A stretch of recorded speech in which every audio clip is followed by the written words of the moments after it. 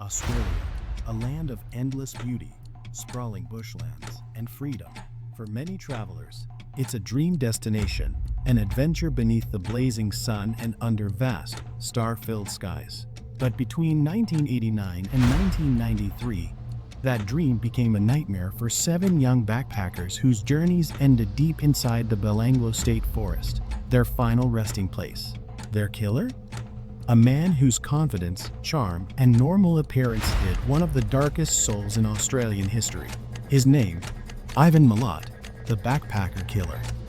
This is the haunting story of how one man turned the Australian wilderness into his personal hunting ground, how he stalked, captured, and murdered innocent travelers for sport. Back in the late 1980s and early 1990s, Australia was the ultimate destination for backpackers. Thousands of young people from around the world arrived each year with little more than a rucksack, a few dollars, and a thirst for adventure.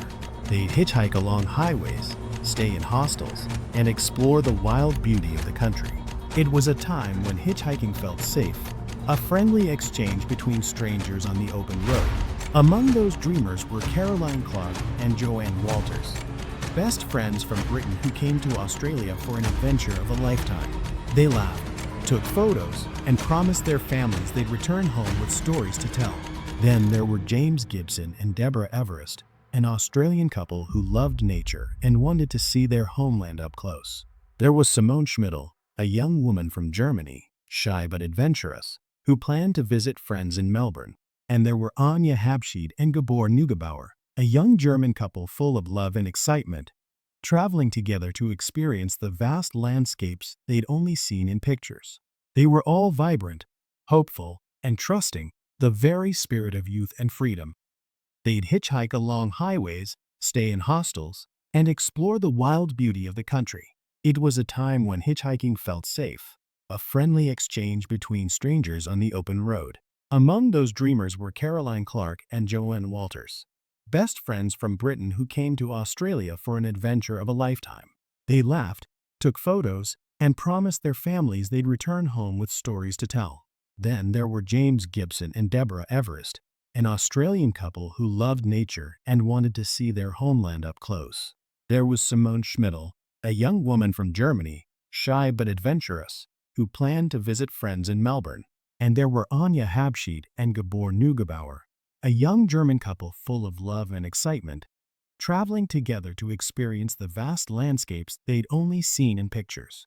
They were all vibrant, hopeful, and trusting, the very spirit of youth and freedom. But somewhere along the way, their paths crossed with Ivan Milat, a man who would take that freedom away in the most horrific way imaginable. It began quietly, almost unnoticed. In 1989, James Gibson and Deborah Everest vanished while hitchhiking from Melbourne to Sydney for a conservation festival. Their disappearance barely made the news, just another pair of missing travelers on a long road. In 1991, Caroline Clark and Joanne Walters disappeared after leaving Sydney. They never made it to their destination. By 1992, police had noticed a disturbing pattern. Several young backpackers had gone missing along the same stretch of highway, the Hume Highway, the main road connecting Sydney and Melbourne. The disappearances puzzled investigators. There were no witnesses, no ransom notes, and no clear evidence of foul play. The only common thread was that each victim had been hitchhiking. For families back home, the waiting was agony. Parents sent letters, called embassies, and hoped for good news that never came. Then, in September 1992, everything changed. 2 orienteers were navigating through Belanglo State Forest, about 90 minutes from Sydney, when they stumbled upon something horrific, a human skull lying in the dirt, half buried under leaves. Police arrived at the scene and began to search. What they found over the next few days would shock the entire country. The skull belonged to Caroline Clark, and nearby they found the remains of her friend, Joanne Walters. The women had been brutally murdered. Joanne had been stabbed multiple times, with wounds so deep they cut through her spine. Caroline had been shot repeatedly in the head, execution style. It was clear. This wasn't a random act of violence. Someone had deliberately brought them here to kill. The forest, vast, silent, and remote, became a massive crime scene.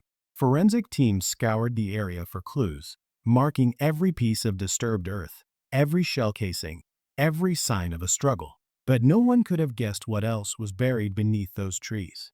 For months, police searched the area, widening their grid through the dense forest.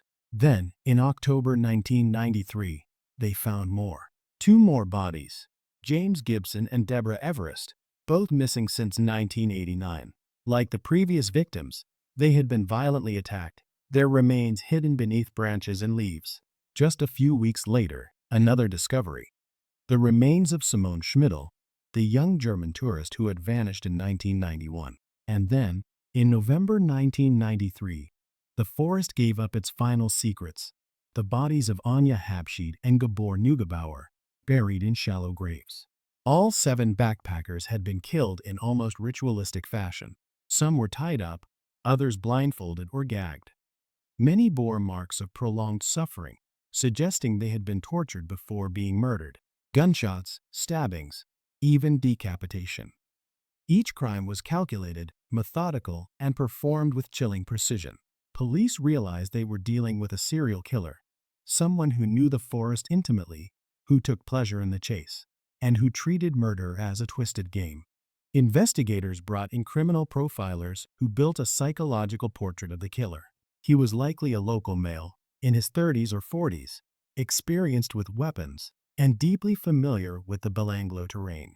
He probably owned a truck or 4-wheel drive, the kind of vehicle needed to navigate the remote trails where the bodies were found. He was organized, patient, and cold. He didn't just kill, he hunted. To the Australian public, the realization was terrifying. For years, travelers had been disappearing, and now they knew why. The country's reputation as a safe haven for backpackers was shattered. Newspapers called him the backpacker killer, and headlines dominated every front page. The government warned travelers against hitchhiking, and for the first time, Australians began locking their car doors on the open road. A special police team, Task Force Air, was formed. Over 20 detectives worked full-time, following leads, analyzing ballistic evidence, and interviewing thousands of locals along the Hume Highway. And soon, a name began to emerge from the chaos. Ivan Milat. Born in 1944 to a large Yugoslav-Australian family, Ivan Milat grew up in a strict, rough environment. He was one of 14 children, raised in the western suburbs of Sydney. By his teenage years, he'd already developed a taste for trouble, petty theft, car stealing, and later, armed robbery. He was known to carry knives, guns, and brag about getting away with things.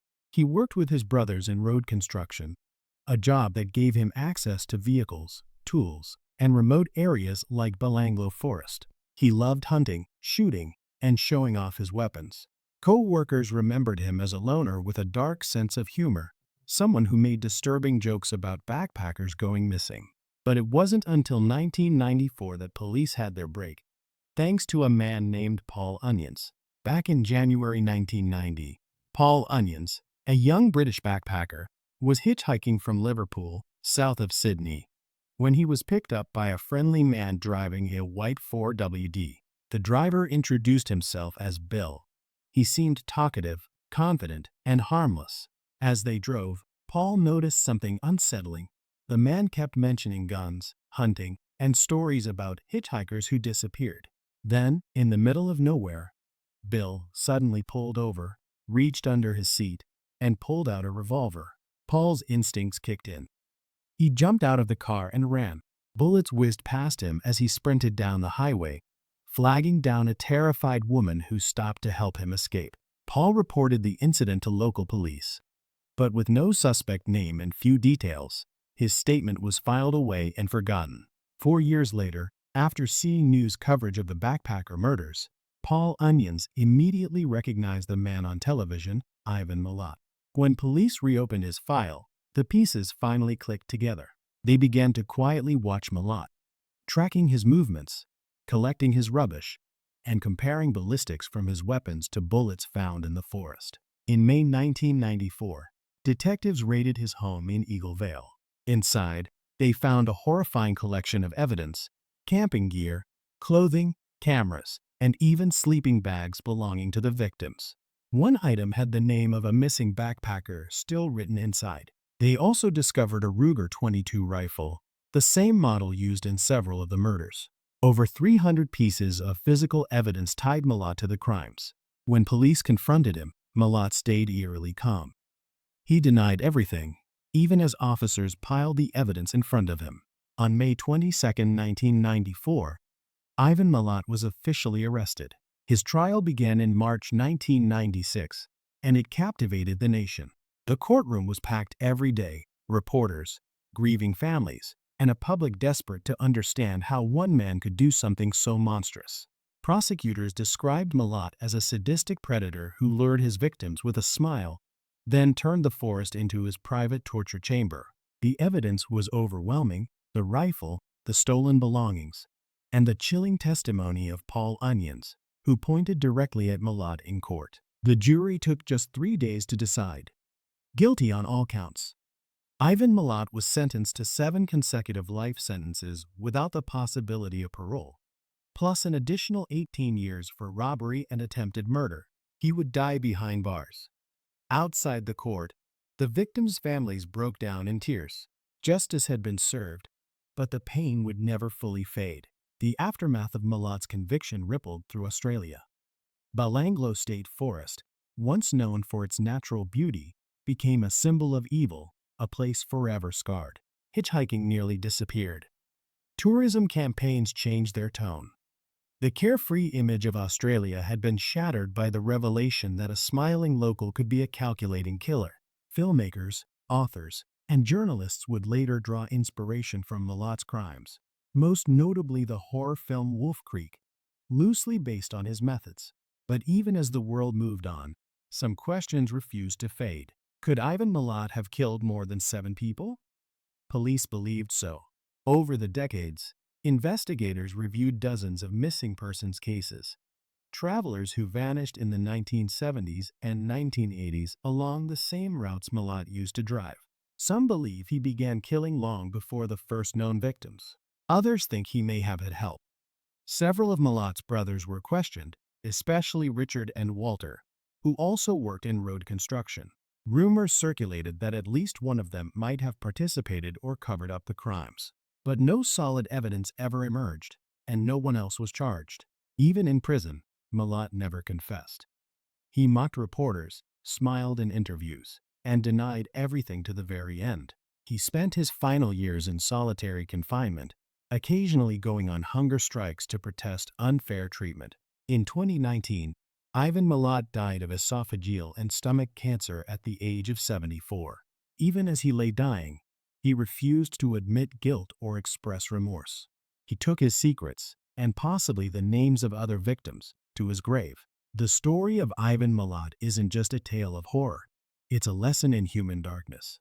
It shows how evil can hide behind a friendly face, a helping hand, or a casual smile on a lonely highway.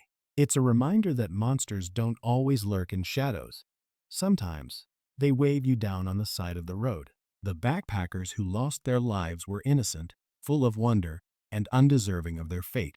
Their memories live on as a warning to future travelers that trust can be deadly, and even paradise has its predators. Today, Belanglo State Forest stands quiet again. The trees have grown thicker, the trails less traveled, but for those who know the story, the forest will never be the same. Each rustling leaf, each whisper of wind, seems to carry the memory of 7 souls who came seeking adventure and met something far worse.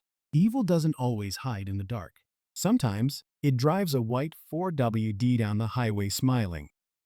This is Crimes Unknown, where cold cases refuse to stay buried. Subscribe and turn on notifications for more haunting mysteries.